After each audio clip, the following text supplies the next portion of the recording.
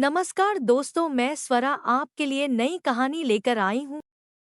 एक बार की बात है, राजा कृष्णदेव राय को किसी बात पर तेनालीराम पर क्रोध आ गया।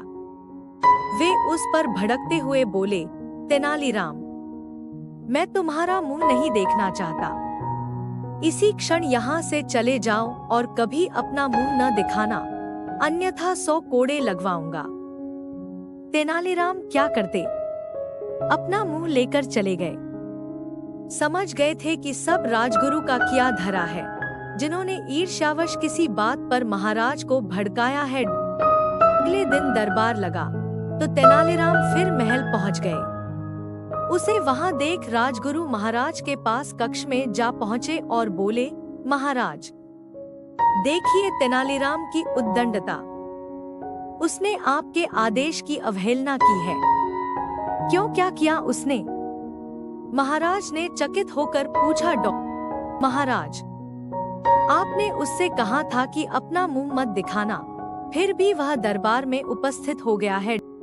यह सुनकर महाराज क्रोधित हो गए। उन्होंने सोच लिया कि तेनालीराम को इस उद्दंडता के दंड स्वरूप कोड़े लगवाएंगे।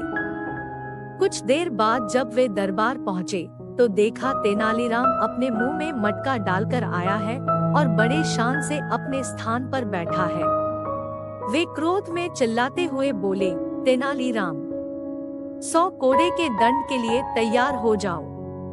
तुमने हमारे आदेश की अवहेलना की है। तेनालीराम हाथ जोड़कर अपने स्थान पर खड़ा हो गया और बोला, किस आदेश की महाराज? हमने कहा था तुमसे कि अपना मुंह न दिखाना, फिर भी तुम हमारे सामने चले आए। आपके सामने आया हूँ महाराज, किंतु मैंने अपना मुंह आपको नहीं दिखाया। क्या मेरा मुंह आपको दिख रहा है? कहीं मटका फूटा हुआ तो नहीं? कहकर तेनालीराम अपने मुंह पर ढके हुए मटके को छूकर देखने लगा।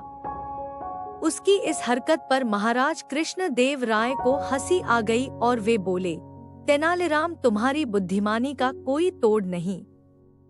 अब ऐसे में तुमसे कैसे कोई क्रोधित रह सकता है? ये मटका मुंह से निकाल लो और अपना स्थान ग्रहण करो।